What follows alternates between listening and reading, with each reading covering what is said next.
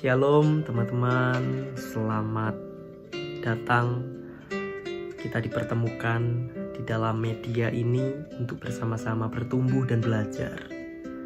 Saya Joey Baptisia Ariel, mahasiswa STPI Prodi Teologi.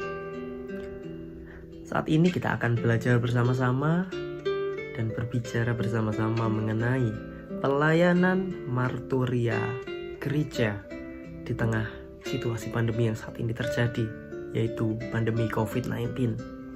Sebelum kita belajar lebih jauh lagi, saya akan menjelaskan latar belakangnya. Sudah genap 1 tahun kita mengalami hal yang saat ini terjadi di dalam kehidupan kita. Adaptasi kebiasaan baru sudah menjadi hal yang lumrah di dalam kehidupan kita. Bahkan vaksin yang sudah diedarkan, obat yang belum ditemukan, bahkan pemerintah yang belum secara sigap menyediakan apa yang dibutuhkan oleh setiap masyarakat di Indonesia, menjadi trust issue yang beredar saat ini.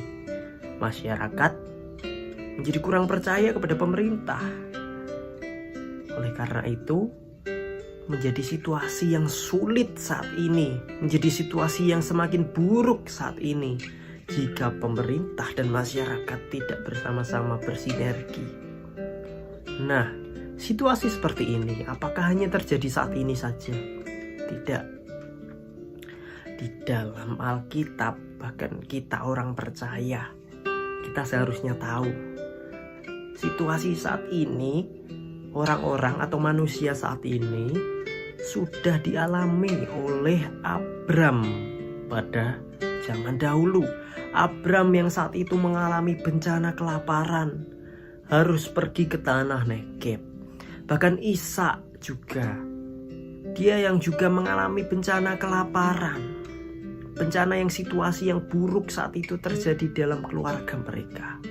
Mereka harus berbondong-bondong untuk pergi ke Gerar. Oleh karena itu apa? Hal itu menunjukkan bahwa situasi buruk, situasi yang saat ini terjadi di dalam kehidupan setiap orang percaya, itu tidak berimbas saja kepada orang-orang di luar sana.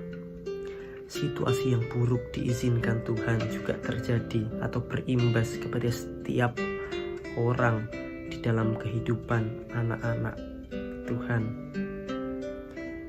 Jadi situasi yang buruk tidak bisa dibedakan, atau situasi yang buruk tidak bisa hanya terjadi oleh orang-orang di luar sana yang tidak mengenal Allah, tetapi orang-orang yang mengenal Allah pun juga akan mengalaminya.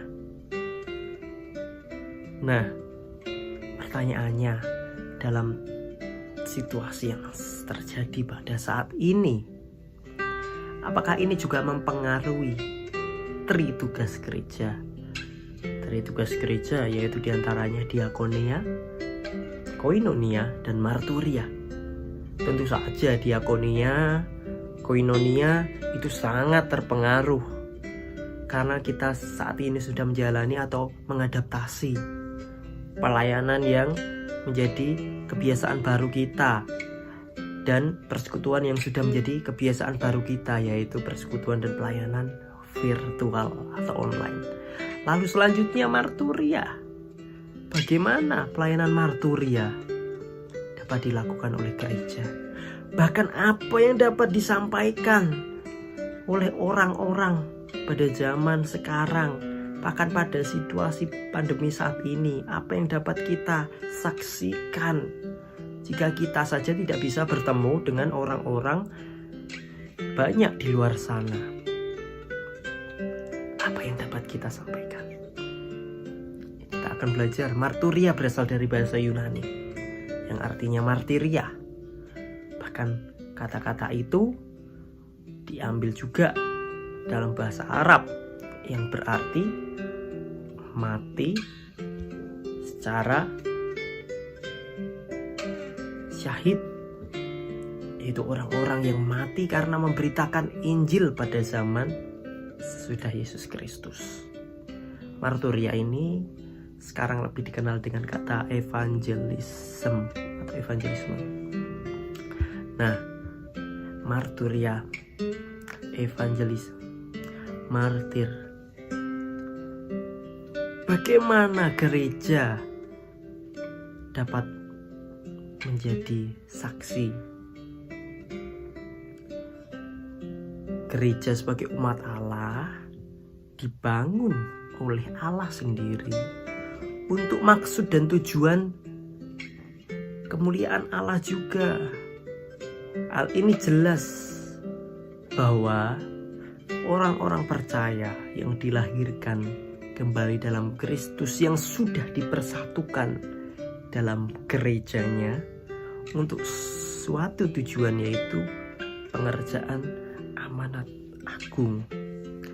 Amanat agung yang sudah seringkali kita dengar atau seringkali teman-teman yang ada di rumah ketahui sudah tertuang di dalam nats ayat Alkitab di dalam Matius 28 ayat 19 sampai 20. Maka dari itu pergilah, jadikanlah semua bangsa muridku, baptislah dan ajarlah. Itu bukan menjadi suatu ayat yang asing. Lalu panggilan bersaksi bukan suatu perkara yang mudah. Saya mengakui, begitupun juga kehidupan biasa saja susah, apalagi masa situasi pandemi saat ini. Namun kita akan dimampukan saat kita benar-benar berserah penuh oleh tangan kasih Allah. Hanya karena kasih-Nya yang dapat memampukan kita. Kita sebagai domba-dombanya, tentu saja Dia sebagai gembala agung tidak akan membiarkan kita berjalan sendirian. Pasti suatu karya akan terjadi dalam kehidupan kita, bahkan setiap orang yang akan nanti kita berikan kesaksian. Tuhan sudah akan menetapkan itu. Marturia tidak hanya bermakna bersaksi secara benar tentang hal yang kita alami atau tentang pengalaman-pengalaman duniawi kita. Tetapi marturia juga memperbincangkan kembali pengalaman-pengalaman yang terjadi secara keintiman kita dengan Allah kita. Bukan secara duniawi berkat-berkat saja yang kita terima, namun keintiman hubungan kita dengan Allah kita. Itu merupakan kesaksian juga yang harus kita lakukan. Lantas pertanyaan besarnya, apa yang hendaknya kita saksikan dalam situasi pandemi seperti saat ini? Pertama, kita dapat terhibur melalui Lukas 12 ayat 7. Kita dapat menyadari bahwa Allah mempunyai rencana baik bagi setiap kita. Bahkan segala sesuatu yang terjadi dalam kehidupan kita di dunia ini berada dalam kedaulatan dan kuasa-Nya. Allah yang mengizinkan semuanya ini terjadi. Oleh karena itu Allah juga yang akan memampukan kita untuk melewati ini semua. Allah yang akan memampukan kita. Bukan kita yang berjalan sendirian, tetapi Allah yang akan memampukan kita. Oleh karena itu adalah sebuah penghiburan. Kedaulatan Allah yang akan terjadi dalam kehidupan kita. Itu yang dapat menjadi kesaksian yang indah. Lalu selanjutnya, tunjukkan hidup yang bijaksana dan bertanggung jawab.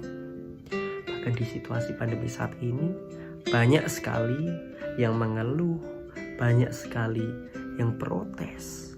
Tentu saja orang-orang percaya, tunjukkanlah sikap hidup yang bijaksana. Rasul Paulus menjelaskan, perhatikanlah dengan seksama bagaimana kamu hidup. Jangan seperti orang bebal, tetapi seperti orang arif. Tunjukkanlah sikap hidup kita yang baik. Tentu saja sikap hidup itu akan menjadi kitab yang terbuka yang dapat menjadi kesaksian orang-orang di luar sana. Meskipun kita saat ini sulit melakukannya, percayalah, Dia akan menolong kita dengan cara dan waktu yang dikehendakinya. Dia teramat sanggup untuk menguatkan kita supaya kita tetap aman dan beriman di tengah guncangan ekonomi saat ini. Selamat menjalani aktivitas, selamat bersaksi. Kiranya pelajaran yang dapat kita ambil dapat kita bersama-sama lakukan di dalam situasi pandemi yang saat ini terjadi dalam kehidupan kita. Tuhan Yesus memberkati. Shalom.